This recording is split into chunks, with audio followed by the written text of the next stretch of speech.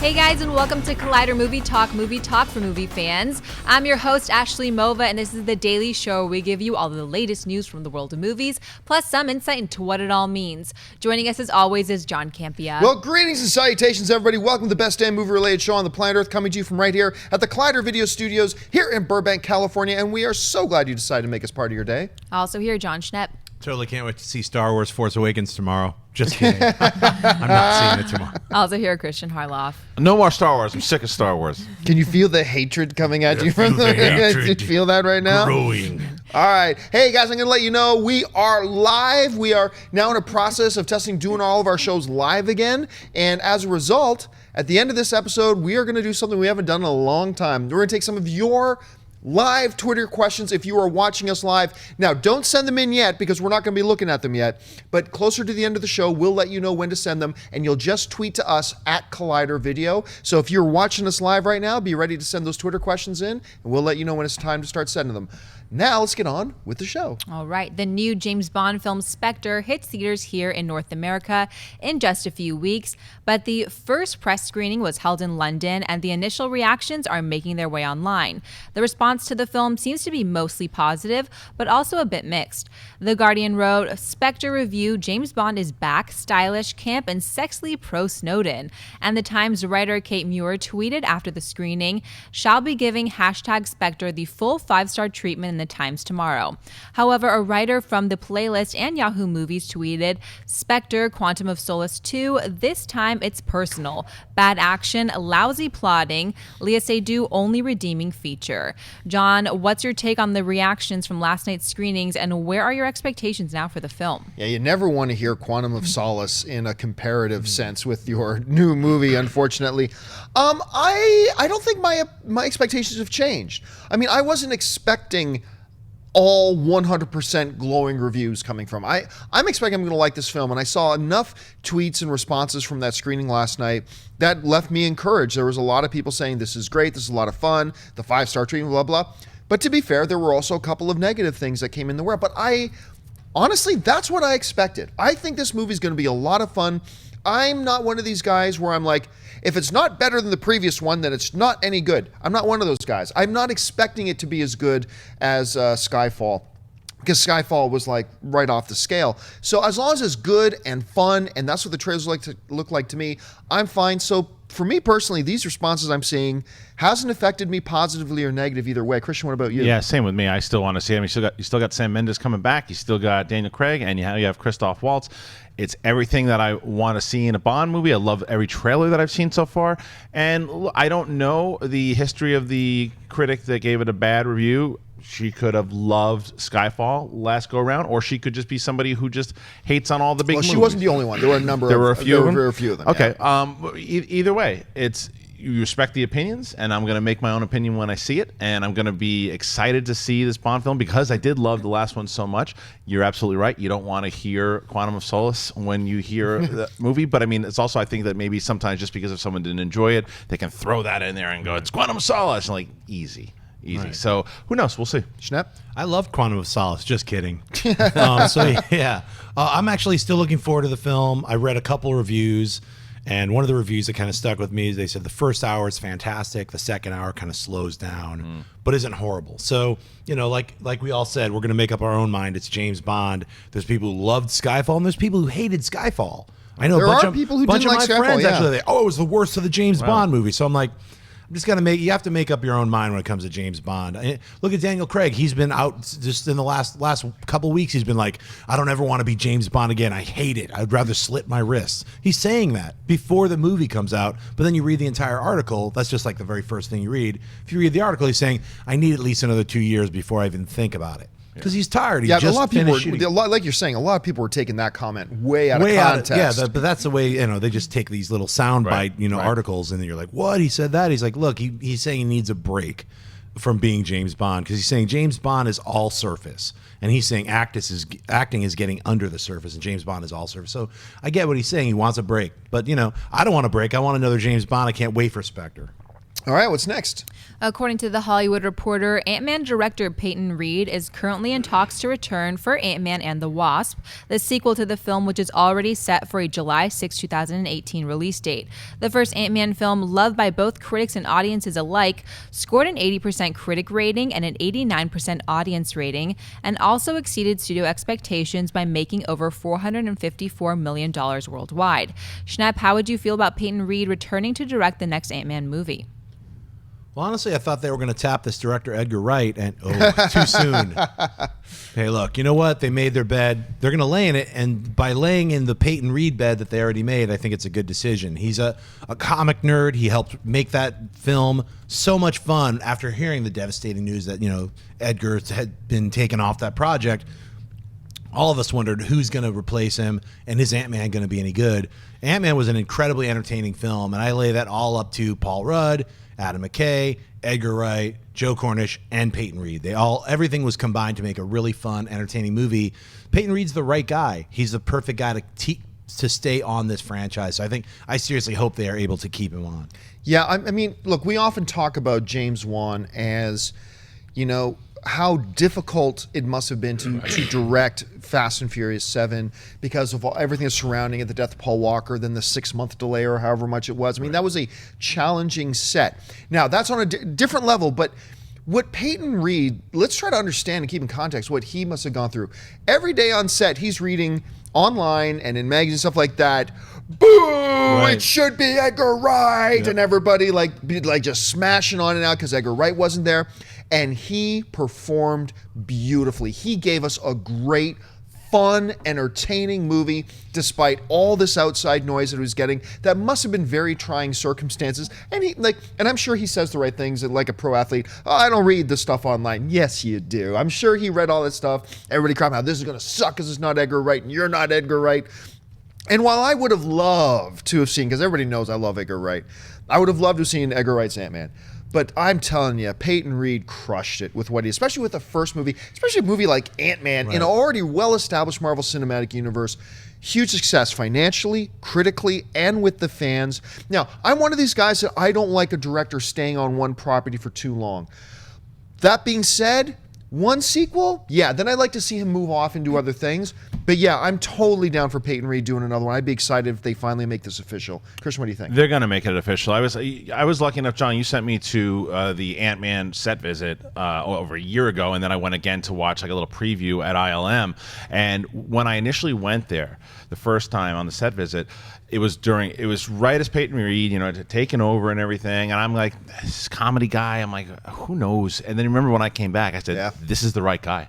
This is the right guy to be doing this movie. I was raving about him because of the way he spoke about the Ant-Man property. The fact that I didn't know this, and Kevin Feige had said it was between him and James Gunn to direct Guardians. They wanted him in the family for a long time.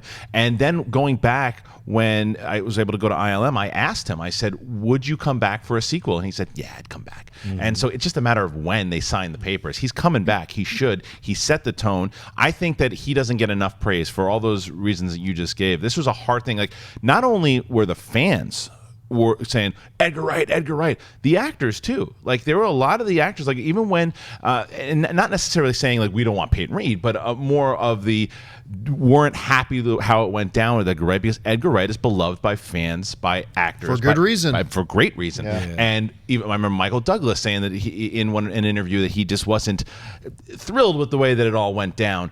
So Peyton Reed had a big challenge, because Paul Rudd still is writing the script, working on it with Edgar, and then hey, you got a brand new director, right? Yeah. And he made it work, and it was a different tone, and he made not only a lot of comedy, it was a great heist film, so they should absolutely get him. And full marks, too, not just to Peyton Reed, but a lot of the actors, not all of them, but a lot of the actors signed up for this movie, signing up believing they were about to be directed by Edgar Wright, Kevin Feige. I mean, full marks to everybody how they handled that Ant-Man set, from Feige to the actors and down to Peyton Reed. And yeah, I think this would be, like I said, 80% critic rating, 89% audience rating, over $400 million. I believe it beat out the first Captain America movie as a debut film for a character too. So success across the board, and I hope it's just bigger and better next time. I was going to add, let's not forget Peyton Reed was up to direct the Fantastic Four. That's right. Before Story came along and they did that version of Fantastic Four, Peyton Reed was going to do a 1960s-based Fantastic Four film. And at that time, I didn't know what a big Marvel fan he was. Yeah. Now knowing all that, I wish he actually made that film, because that really truly would have been, I think, the best. It would have had that Stan Lee, Jack Kirby stamp to it. Well, he may get a chance if it ever does go back to So I am throwing that out there because I'd like to see that. So, All right, what's next? A brand new trailer for the upcoming Will Ferrell, Mark Wahlberg comedy Daddy's Home has just hit the web. Daddy's Home follows a mild-mannered radio executive, Ferrell, who strives to become the best stepdad to his wife's 2 children, but complications ensue when their freewheeling and freeloading real father, Wahlberg, arrives, forcing him to compete for the affection of the kids. Daddy's Home hits theaters on Christmas Day. Christian, what'd you think of the new trailer? The trailer itself, I liked. There were a couple of laughs. I'm worried that I'm always worried now with comedies that they're putting the best moments in there. That you already saw 3 big. There's the motorcycle fall. There's the then the skating up into the when he gets electrocuted, and then the punch in the face for 3 moments. And and then when he throws the ball into the cheerleader, like all that stuff was really funny. I'm just worried that they just ruined all their good gags. Like, did they have to do that? But I didn't love the other guys, but I loved their chemistry together. And now they're kind of on the opposite ends a bit more than they were in that movie. So I want to see it. I think it could be a lot of fun. And there's that line when he sits down and they're telling the story about the nights, and then Will Ferrell comes in and tells about the step night. I think it has a possibility to be hysterical, but it also could be an Schnepp? yeah, I laughed out loud when that basketball scene where he throws the basketball. Yeah. That so I mean, the trailer's great. I'm completely buying the trailer. I know we're not buy and sell right now, but I'm buying the trailer. I want to see this movie. You're right. I hope they didn't put all of the funny moments in, and then oh God, it's like this trailer is full of spoilers. Like hey, I don't even have to worry about spoiling the movie for you. It's all in the trailer. I think there's a bunch more jokes that are going to be in that film, though. It feels like it's joke filled, like right from him coming down the escalator, and the old man who's like, he is your better half, or whatever. He is your better in every way. Every way. That made me laugh. So yeah, it's definitely, it has all the elements there to be a really funny film. Yeah, sometimes we see trailers and I don't like it. So, I think this movie is going to be awesome, but I didn't like the trailer. But, because the trailer didn't work, but I do believe the movie's going to be awesome. I'm totally the opposite on this. I'm not expecting this to be a very good movie, to be honest. But I've liked the trailer so far, and this second one is no exception to that. Like that thing when he's coming off the roof on the skateboard and shooting up, and he hits the wire. I mean, the basketball in the face, all that kind of stuff. I gotta admit, the trailer had me giggling and laughing, but there's something about it that, and I'm a Will Ferrell fan, I'm a Mark Wahlberg fan. But there's something about this movie to me that has me very pessimistic about it. I don't know why. Hopefully I'll see. And what's interesting? I don't think it has a rating yet. Not yet. So as of right now, I honestly don't know if this is a PG-13 film or if this is an R-rated comedy. I don't know. It's got little kids in it, so I'm assuming. Oh, by the way, how cute is that little girl? She goes, "It's a zombie!" She's adorable. If it comes out and they say it's an R-rated film, I might be a little bit more interested in it. But I'm a little bit pessimistic Feels about PG-13 it. But I like the trailers. It could be, but I also, you know what I right. hope they also do. I hope they don't just rely on those big gags like the motorcycle and the electrocution. I hope that they rely on some of the subtle humor too, because the line when Mark Wahlberg is by the motorcycle is like, we have to take it into that. We have to prepare for that possibility, honey. And then the line was like, honey, don't jump off the roof. And he goes, and then, that's good advice. Like things like that. I like the small, like just the humor and the lines with the delivery of those great comedians. Hopefully that can happen. I think the real King had the big, long, shiny sword. Yeah, that's going to be in there as far as like the competitiveness. I think I would like to see them ratchet that up. Yeah. We saw like the condensed version, but like when they're putting the kids to sleep, and then Mark does one thing, and then he does the other thing awkward, like scratches the back, and like just weird stuff where it's like they don't want that. You don't, he's not a good dad yet, so maybe the moral they'll both be good dads or something. Oh yeah, at the end they'll be friends and do what's best for the kids. Right. Of course they're going to do that. That's the way it should go too. All right, folks, we reached that part of the show since it is Thursday to talk about what is opening this week, brought to you by our friends at AMC Theaters. Now, on Tuesday, we talked about 2 of the films that are opening wide in Gem and the Holograms and The Last Witch Hunter, but there are 2 other films coming out in wide release this weekend as well. Ashley, what's coming up? First up is the final installment of the Paranormal Activity franchise, Paranormal Activity: The Ghost Dimension. The discovery of a video camera leads to strange events in a family's new home.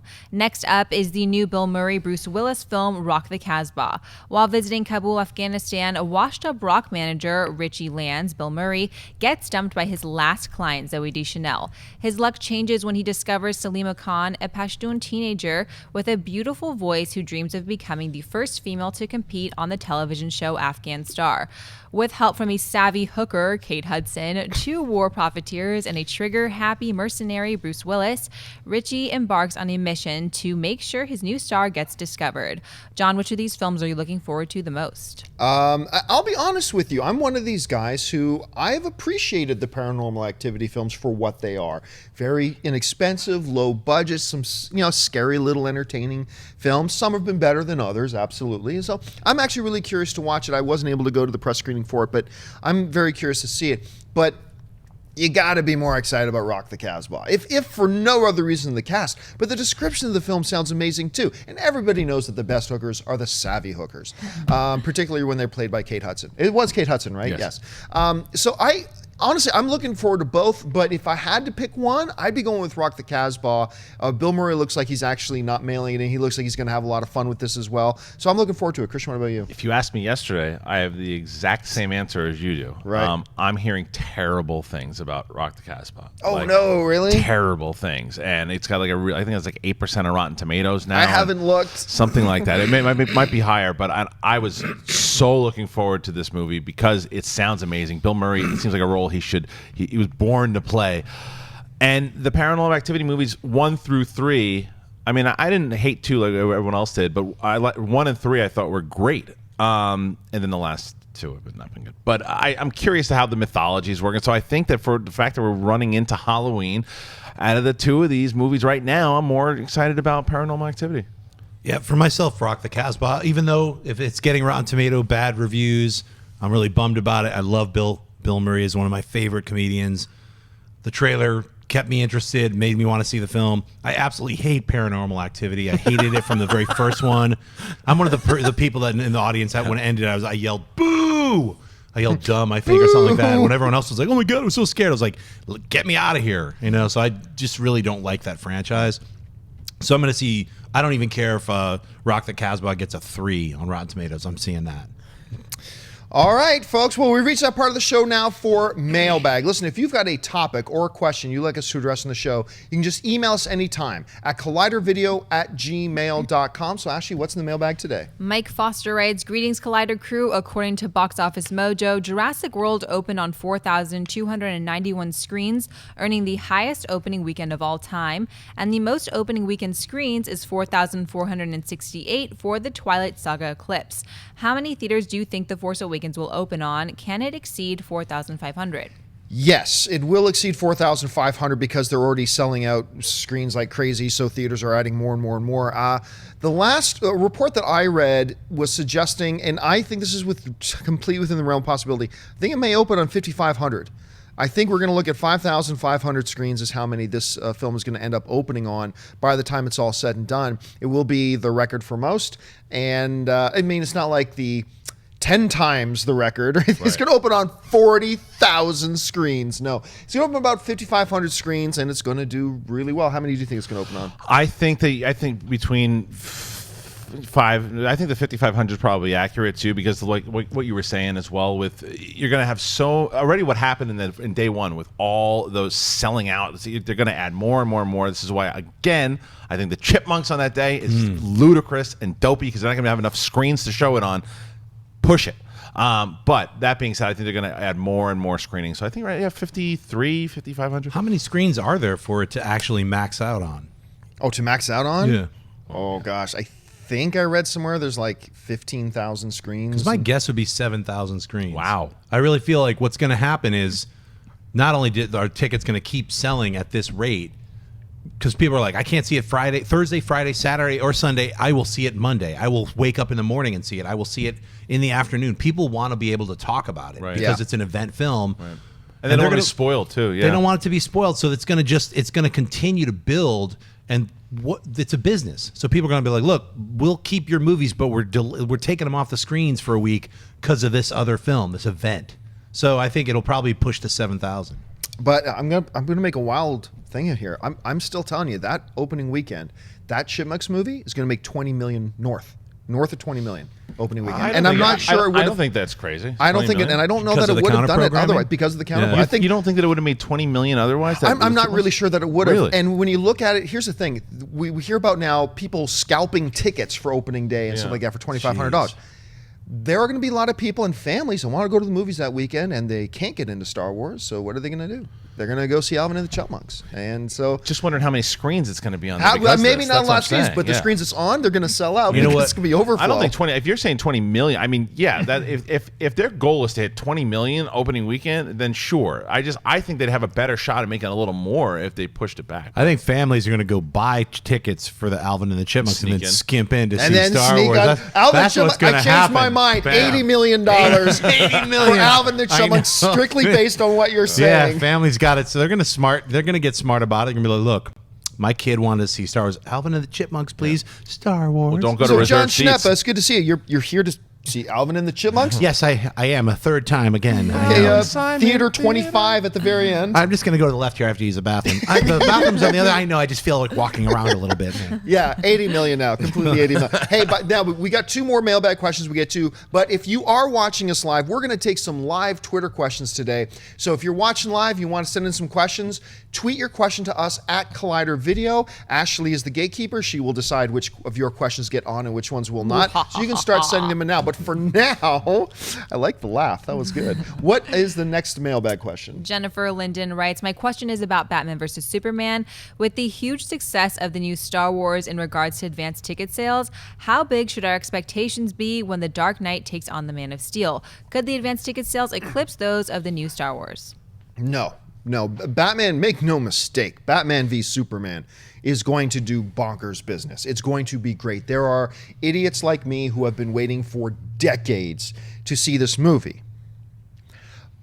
But my life revolves around Star Wars. I mean, we just saw it unfold. Star Wars is not just a part of our pop culture. It is a defining element of our culture and society, and has been for a long time and will continue to be, provided they don't screw it up completely in these next few films. So while Batman v Superman is going to do incredible business, they're going to sell a lot of tickets and they're going to make a lot of money. Is it going to come close in those opening weekend numbers, those pre-sale ticket numbers and stuff like that of Superman or of Star Wars? Nah, it's just not. And that's not a bad thing. That's not a negative thing. It's an unfair comparison. We just saw the biggest thing of all time in history. To say Batman versus Superman isn't going to hit that isn't exactly a put down at all. I think it's going to do great. It's going to be awesome, but it's not going to hit those Star Wars numbers. It goes back to what you were saying yesterday. It's a phenomenon what happened on Monday. Like 10 times that's a hard. You said it yesterday, that record won't be beat. I don't know if it'll ever be beat, but I don't think it'll be beat with Batman v Superman. Also because it doesn't have the nostalgia the way that Star Wars is. And again, I always preface this that I know there are people out there who love the prequels, but there were a lot of people that felt the prequels were not up to par and hated it, and there's an argument on the side of we've been fooled once before, and then there's other people, well, this could be back to what we originally loved about Star Wars. It's that hope. It's a new thing. It's taken us back to that place that we were when the original trilogy came out. So it's a little different than what's going on Batman v Superman. But that being said, Batman v Superman is going to make a lot of money. It's the tons. 2 most iconic superheroes of all time squaring off against one another and then forming the Justice League. Right. Who doesn't want to see that movie? It's going to make a lot of cash and could come. Now, I don't know about opening weekend. Now, an opening weekend, does it have a shot to, I don't know what kind of money Star Wars is going to make opening weekend. Does it have a shot to beat it on an opening weekend? I do think it has a shot to beat it opening weekend. We'll see. But pre-sale, no. Batman or Superman, neither of those characters have their own religion. I mean, Star Wars has its own religion. In Europe, there's actually, you can go to the Star Wars, like, I don't know what they call it. There's like a Jedi is listed as Jedi is listed as religion. Yeah. There's no way it's going to do the 10 times kind of event style thing. And Christian's right. This film is hitting everything on all chambers. This is hitting like older people like myself who hated the prequels, but loved seeing Star Wars and The Empire Strikes Back as a kid. This has got Han Solo. This is gonna have Luke Skywalker. It's got Princess Leia. It's got Chewie. It's got the Millennium Falcon. It's got everything. So it's hitting those like kind of super nostalgia tones, and also the trailers are hitting those tones that it's not like for kids or little babies. Kids are gonna enjoy it. Adults are gonna enjoy it. It's that kind of, that's what Star Wars is supposed to be about. So with Batman v Superman, a lot of people didn't like Man of Steel. I loved Man of Steel. It still dumbfounds me. So, that. yeah, no, I always, now I can actually argue it because I've talked it enough. Like people who instantly hate on Man of Steel, I'm like, I get you. I know you loved Superman Returns, and they look at me like I just like revealed them. Yeah. It was like, yeah, I did love Superman Returns. So then I know the argument. It's very easy. So that, with that, I'm just saying like Batman v Superman already has like an element of people who are like, I don't like the way they're going with this dark DC thing. So already it's not going to compare with Star Wars, which is fresh and new. I mean, the last prequel was how many years ago? 2005, I think. I don't know what you're talking about. That's right. What are you talking about? I know those prequels don't exist. You shall forget the prequels. So, yeah, I don't think it's going to make as much money in pre-sales, but you're right. It stands a chance to make a lot of money. I don't know if it's going to make $600 million like Star Wars is going to make, even more, but it could. You can't say you don't know. It's Jurassic World did it. Yeah. So. All right, final mailbag question, then we'll get to the live Twitter ones. Bespin Raptor writes, Hey Collider crew, I'm a big fan and watch most of your shows every day. My question is, at what point is a spoiler no longer a spoiler? If I were to say that Darth Vader is Luke's father, no one would care, but if I were to mention the ending of a movie currently in theaters or just released on DVD/Blu-ray, many people would consider it to be too soon. So how long should someone wait before they start talking about all aspects of a movie and not being worried about spoiling it for people? Thanks, and keep up the great videos. Yeah, I gotta admit, you've heard me say this before. I think the issue of spoilers is so overblown. It's like if I hear that what's his name makes a cameo appearance in that movie, that ruins the movie for me. Really? That movie's based on a book that 25 million people read, and they all saw the movie knowing everything that happens, and it didn't affect their enjoyment of the movie whatsoever. So give me a break. Now, there's a difference though between the word spoiler is used really liberally, really liberally. It's like you can say, hey, at some point in the new Superman movie, Superman puts on a black cape. Spoiler! See, they'll put that on the same level as, say, The Sixth Sense, which I won't say what the big spoiler is in The Sixth Sense, but, in Sixth Sense, and all of you who've watched the movie know what we're talking about, the spoiler in Sixth Sense is something that fundamentally and radically alters your entire perception of the film. And so many people put that on the same level as, oh, there's a car chase scene in the third act. What? Spoiler! And it's like, what? Give me a break. So my basic rule of thumb of spoilers is this. Look, if you're hanging out on movie discussion shows, or you visit movie websites, or go to movie chat forums, or whatever, stuff like that, you don't want to go revealing everything about a movie right off the top. And look, on this show too, we're so free-flowing with our discussions. Sometimes we let spoilers slip out. We don't mean to, but sometimes they do. But my rule of thumb is this. At some point, a movie has to become fair game for open discussion. At some point. My personal rule of thumb is this. Once a movie has had its full theatrical run, like it was in the theaters and it's completed its full run, it's not in theaters anymore, and then it comes out on home video and has been out on home video for 4, 5, 6, 7 months, I'm sorry. If you were so interested in that movie that hearing that Robert Downey Jr. makes a cameo near the end is going to ruin your experience, you would have watched the movie by now. So at some point, I believe, open discussions. Now, there are things like Usual Suspects, The Sixth Sense, that once again have those fundamentally reality conceptualizing, changing events in a movie that totally changes your perception of an entire movie based on that one spoiler. I get those. Those are a separate thing altogether. But as far as these little things, oh, this guy appears in this movie, what, blah, blah, a certain character doesn't live, what, spoiler. At some point, it's got to be open fields for discussion. And my personal feeling, full theatrical run, 4, 5, 6 months after it's been on home video. At that point, if you really wanted to see it, you could have seen it by now. So that's my thought. Anyway, Schnepp, what is your thought on the whole spoiler thing?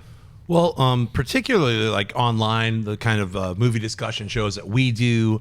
If it's we're going to go into spoilers, and we say we're going to go into spoilers, it's up to you to tune out and not be watching it because we're going to go into spoilers. We just said we are. Sometimes we do say something that, that goes a little beyond giving away a story issue or a story point. And I agree with you. It's like if the movie's out, if it's brand new like Ant-Man, you don't want to go ahead and give away too much stuff that happens to the characters of Ant-Man. Even if you're doing a review, there's ways to review the film without giving away specific story or plot points. I remember one of my big things that irked me was when I would read a critic or a movie reviewer and they would just kind of give you the story beat by beat. I'm like, dude, I don't need you to explain the story to me. I would like you to, with words, tell me what was good and bad about it without just rehashing the story points. That's a bad critic to me. So we try to not do that. We never really even talk really about the story. We talk about the acting and so that's the way to do it. I mean, spoilers like Darth Vader being Luke's dad. That's been around for years. So, and the prequels ruined that for you without even us ever having to say anything. Look, it's young Darth Vader. Prequels ruined it. He's a Skywalker. So it's sort of like certain things like that. You can talk about Jaws. You could talk about movies that are 40 years old. And, to me, I'm like, look, if you're watching a movie show and we start talking about Jaws and we get into some spoiler territory of Jaws, I don't really feel that bad because it's a movie that's 40 years old. You should definitely see that film. Or if it's not on your list and we do give you a spoiler, it's not like we're ruining the entire movie. For me, spoilers don't ruin the movie. The only thing that could possibly ruin a movie for me completely is if somebody's like, this happened at the very end, and they go into a full description of, scene by scene scenario. Conclusion of the story. Yeah.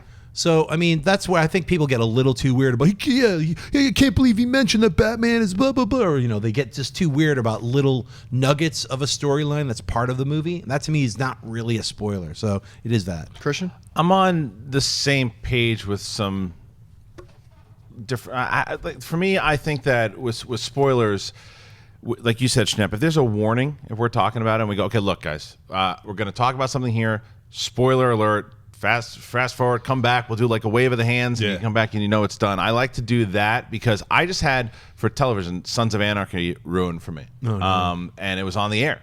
And look, I haven't had, it's been out for a little bit, but I haven't had a chance to watch it. I'm watching movies, I've had other things that I've been doing. I haven't had a chance. I'm going to, but it was ruined for me and there was no warning or anything too. And it did piss me off. And the other thing too, even the movie like Jaws, for us, it's 40 years old, but there might be some kid who's brand new, who's trying to get into, who's watching, he's trying to learn all these new movies and watching the show to learn all these new movies maybe he or she didn't know about. Right. And then we spoil it for them. That sucks a bit. But I think that if it's like you said, okay, look, maybe someone who hasn't seen The Sixth Sense or Jaws, we're going to talk about something real quick. If there's a chance, if you haven't seen these movies, come back, and then we'll talk about it a little bit. I think that warnings, no matter what, because I'll never forget. I was reading Entertainment Weekly back when Harry Potter was still going on, and and Azkaban had just come out. And the Entertainment Weekly ruined something big that happened in the next book, and I was pissed because I made sure that I didn't read those books yet because I didn't want to get spoiled. There are some people who absolutely, like Hunger Games, I know what's going to happen. I read it, I made that choice. You're absolutely right. But sometimes you might not want to read those books because you don't want to be spoiled. So I think that as long as you're telling people, and as long as if you're reading an article and they say spoilers, I agree with you. I hate when critics just, no, I've seen it, and if you haven't seen it, I'm ruining it for you. Right. Give me a warning. Big cap, spoiler, ... Okay, gave you the warning. Now you're choosing to read ahead. You give the viewer or the reader a chance. But then you get into these semantic discussions within what constitutes a spoiler. Sure. Like at what point is something a spoiler and what something is just a trivial detail about the movie that doesn't alter one's way. So people do get touchy on with minimal things. Here's a good example. Really like that. This was in the Ant-Man commercials that every single one of you, even if you haven't seen the movie and you watched a trailer or a commercial, you would have seen the Falcon in those commercials. Right. But we knew, earlier, the Falcon's going to show up. If we talked about that, that would be technically a spoiler because that before he was revealed to be in those trailers, you didn't know the Falcon was going to ever make an appearance or the Avengers or anything like that were going to be in Ant-Man. Right. So. Yeah. But once again, that becomes a situation that if you saw Ant-Man, Falcon appearing in the movie was just like a side thing that had didn't nothing alter to do with the course of the movie or anything like that. We're going to move on now to our, before we get into our Twitter questions, I just want to let you guys know that Rosebud is the sled. Just wanted to let you know that. And now we're going to go to Twitter questions. How do you get a Twitter question on? if you're watching us live right now, you can tweet in a question to us at Collider Video. By the way, why don't you follow us on Twitter at Collider Video while you're at it? So send in a question. Ashley's over there. Have people been sending in? Are there any questions? Sure. There's a ton of questions. You guys are on a roll. First question comes from Mike Mahoney, and they write, do advanced ticket sales count as opening weekend box office? Yes, they do. You guys know. Oh, wait. Before we go into this question, what did you call that bird? Cocky the Collider bird? Cocky the Collider. I was calling him Clucky. So you guys should write in and tell us what that stupid green bird with the C is. What is its name? Call him Shoes Cocky, Beef. Clucky. Or Shoes Where Beef. is he? Right Shoes- there. Christian that is little Shoes bird Beef. down there. Shoes Beef. Shoes Beef. Shoes Beef the Collider bird. Shoes Beef, Clocky.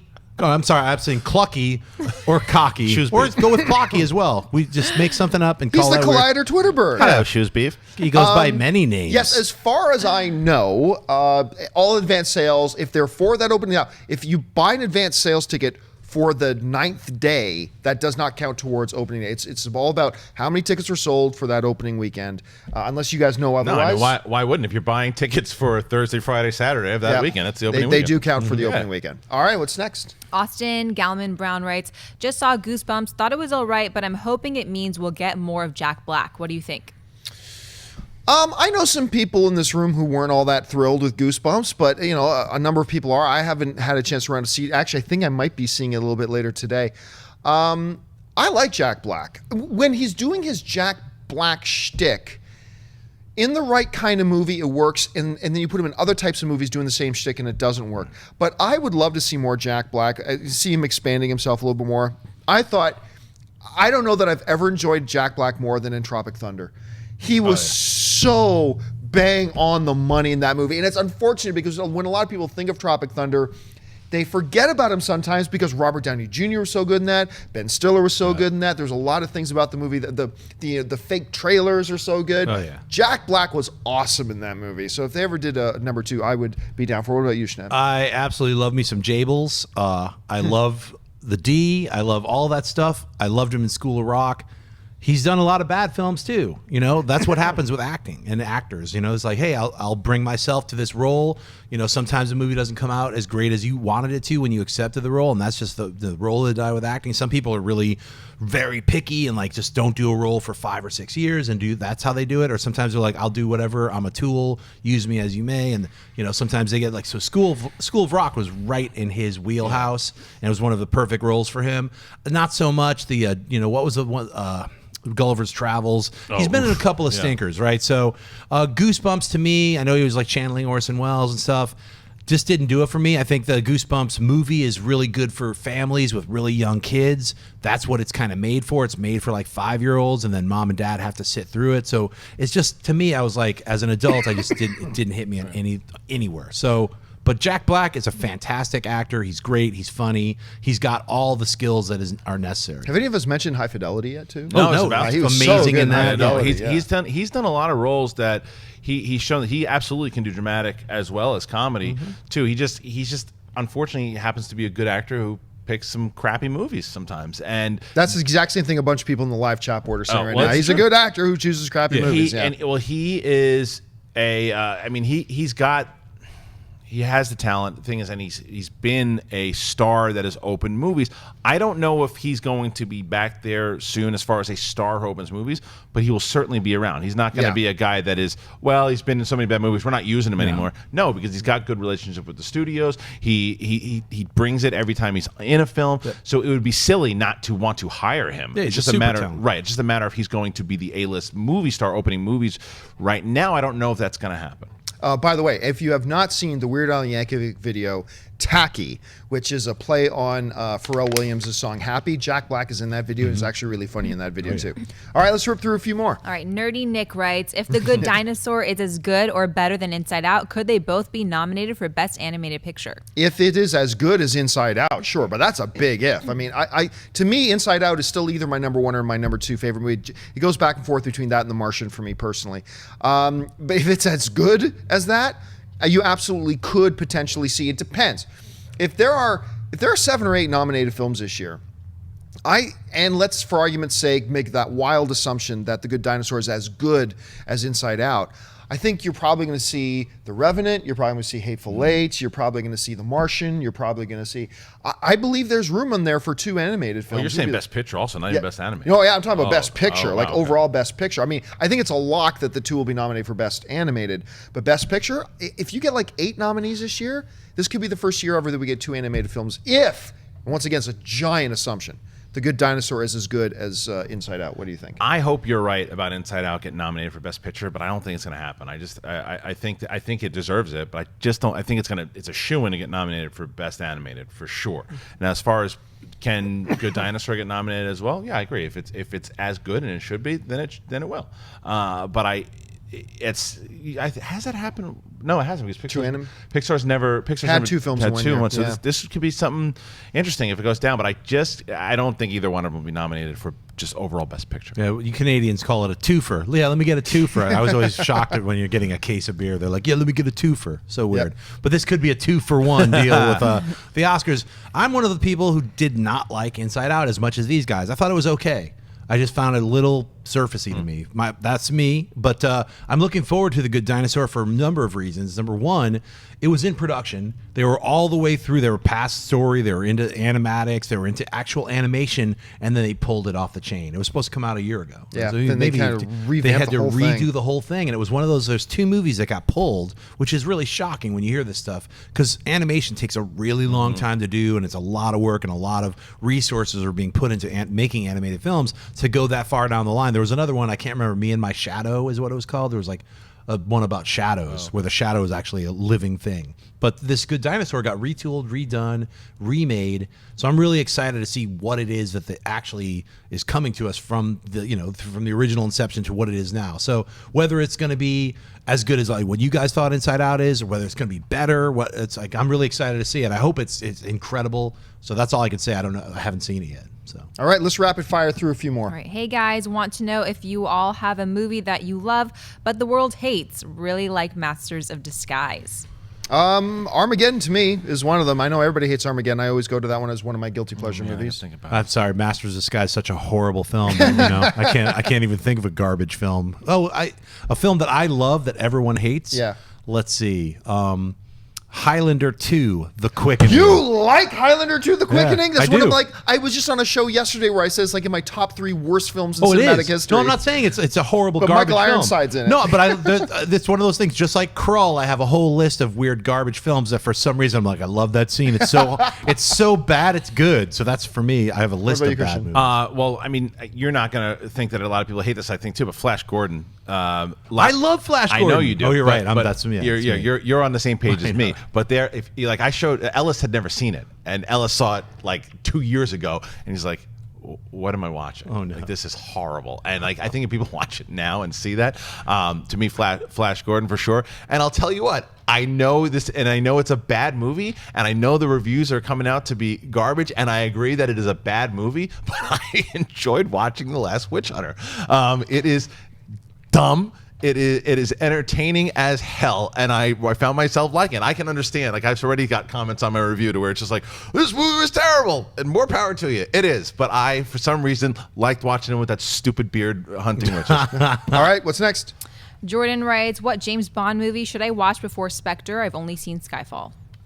Well, Skyfall is the one you should watch before Spectre. Or Quantum of Solace, according to critics. Yeah, I mean, right? but if there's one you got to watch before watching Spectre, it's Skyfall. Well, I I think it ties into this movie Yes, it as does. well, too. Yeah. Well, he said he saw Skyfall. So besides I know. So Skyfall- besides Skyfall, Say I mean, Casino you're Royale. I would covered. say Casino See, Royale. Casino Yeah, Royale. Casino Royale. That's the one. Absolutely. All All right. right. Because the reason why, real quick, is because of the evolution of what Bond has done in this franchise. It started out as like almost like this Bourne type gritty Bond, and Right. he's evolving into the Bond, the classic Bond that we know. So if you want to see the beginning, the gritty Bond, start with that one. All right, a couple more.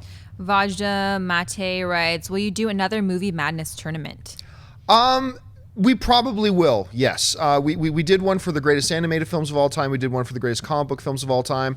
We were talking about maybe doing one for like greatest action films, greatest villains, greatest kiss moments in movies. No, we've never talked about doing that. Oh, come on. Did you get excited there I for a did. second? The Notebook. The No, Notebook. he's talking about Gene Simmons. That's right. Greatest kiss moments. What was that one with Tom Selleck? Gene Simmons played a weird dude. Yeah. What was that science fiction one? Come on, what do you? With Tom Selleck? Yeah, come on, Sweaties. Totally know. Oh, you're talking about where it's He's got those little metal Yeah, the creatures. little metal Yeah, creatures. yeah, yeah. Come on, what's it Oh, called, what is it Sweaties? called? Write it in. Anyway, okay, 2 more questions, rapid fire, and then we'll call it a day. All right, Hunter Close writes, favorite comedy from the 2000s. Oh, my favorite comedy of all time is 40-Year-Old Virgin. It's I put Wedding Crashers in there. Wedding Crashers is great. Yeah. Boy, from the 2000s. Anchorman. Anchorman's great too. All right, last question. Bridesmaids, hello. Bridesmaids, great. Last question from Callum L. And they write, how do the finances of product placement work? Do they go into the budget, into the pockets of executives? If I'm understand it right, because I've never had I've only made one movie and I never had product placement in it. But I think you just use that to offset in an accounting sense, you just use it to offset costs of production. It doesn't go directly into executives' pockets. It goes into offsetting the expenses of making the film. Yeah, or it helps pay for the film's budget. So. Yeah. Yeah, All right, folks. Well, hey, let us know what you guys thought about us taking live questions and if we should do it again or if we should not. Thank you so much for joining us today for this installment of Collider Movie Talk. Like thousands of you guys watching right now. This is pretty awesome. We're having a good time doing this. I want to thank the people sitting at the table with me. First of all, sitting over here on my left, Mr. John Schnepp. Schnepp, where can people find you online? You guys can find me on Twitter and Instagram, just at John Schnepp, at TDOSLWH. You can find me tonight at the Schmodown, me and Dennis representing Collider, coming at 2 different teams that are going down in a flaming ball of hell as we destroy them with our film knowledge. I hope that happens. But anyway, you'll see us tonight on the Schmodown, and you can see all of us at the Stan Lee's Kamikaze on Sunday, Collider Movie Talk panel, Saturday, The Death of Superman Lives, What Happened. Check out Stan Lee's Kamikaze next weekend at the Los Angeles Convention Center. Sitting over here on my right, Mr. Christian Harloff. Christian, where can people find you? Because of your cockiness, I reward you with the title of Runaway.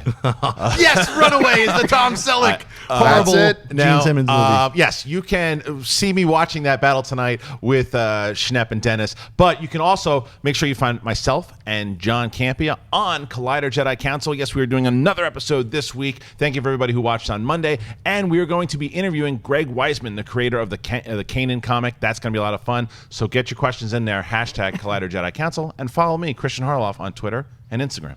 And of course, our lovely host today, Miss Ashley Mulva, who you can tweet your favorite kissing scenes ever in yes. movies to. Ashley, where can people find you online? On Twitter and on Instagram at Ashley Mova. Happy Thursday, guys.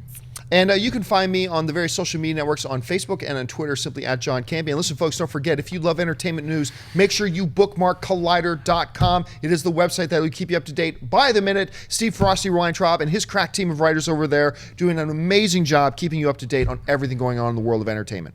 That'll do it for us, guys. Thanks so much for joining us for this installment of Collider Movie Talk. We'll be back again tomorrow, and until then, bye-bye.